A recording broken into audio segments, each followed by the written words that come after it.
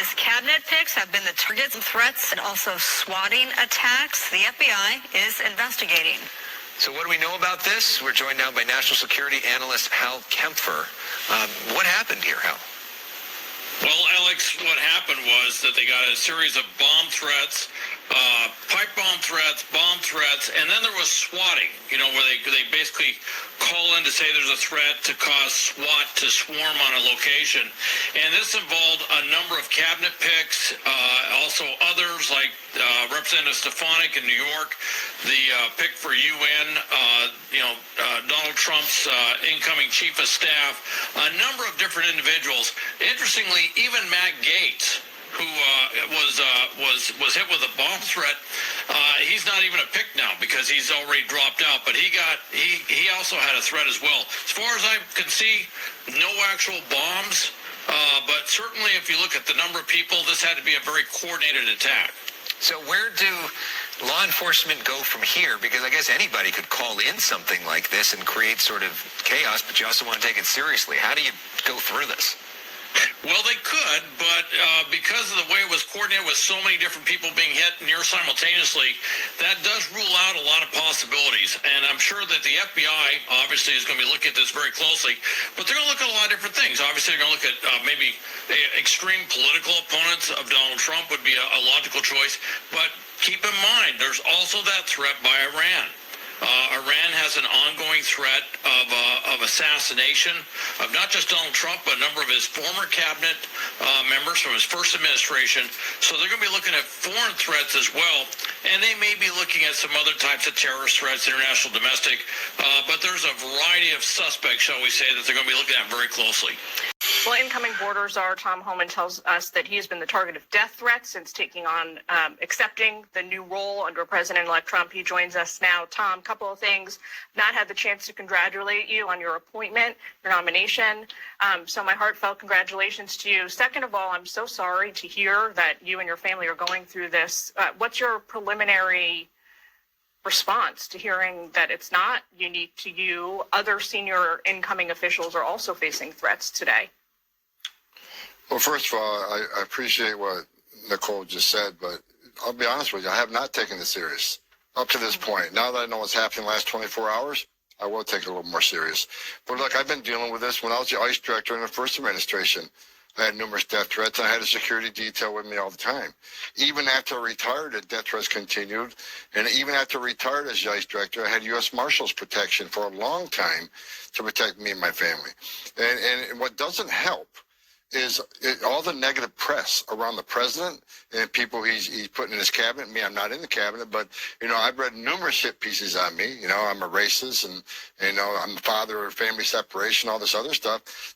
So the hate media doesn't help at all because there are some nuts out there that will take advantage. So that doesn't help. And I thought we're beyond that after the election's over, that we're going to get beyond that. But I will now start taking a little more serious after I just heard what's happened the last 24 hours. Up to that point, I was the attitude that if I'm not home, my family's not home.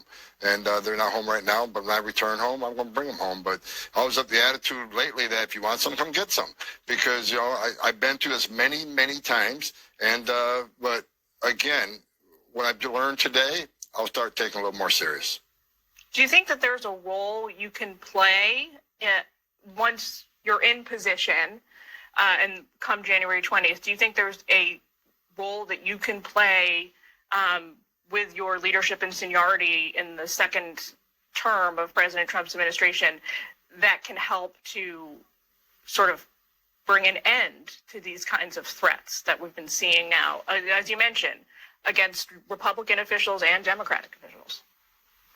Well, I think the first role is not to be intimidated. I'm not going to be intimidated by these people. They're not going to silence me. Look, I'm going to do this job.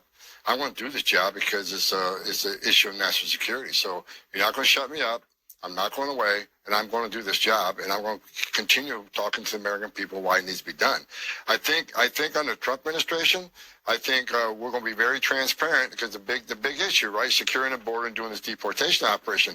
We're going to be very transparent. We're going to tell the American people exactly what we're doing. how we're doing it. So we're going to control the narrative, and we're going to educate the American people why this is necessary.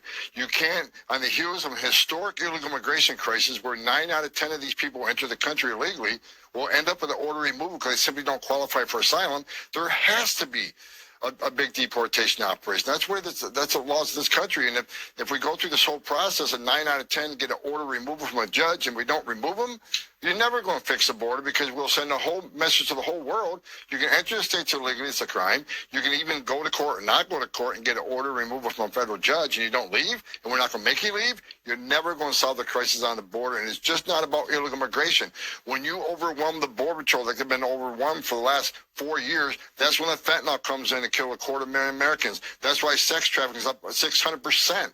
That's why we have a record number of people on terrorist watch list crossing the border. That's why you got 31% of women getting sexually assaulted making that journey. Children die in the border almost every night. So it's important that we be very transparent in what President Trump's going to do. We're going to secure the border. We're going to have a deportation operation, and we're going to work really hard to find those 300,000 children. That's what we're going to do, and we're going to tell that story.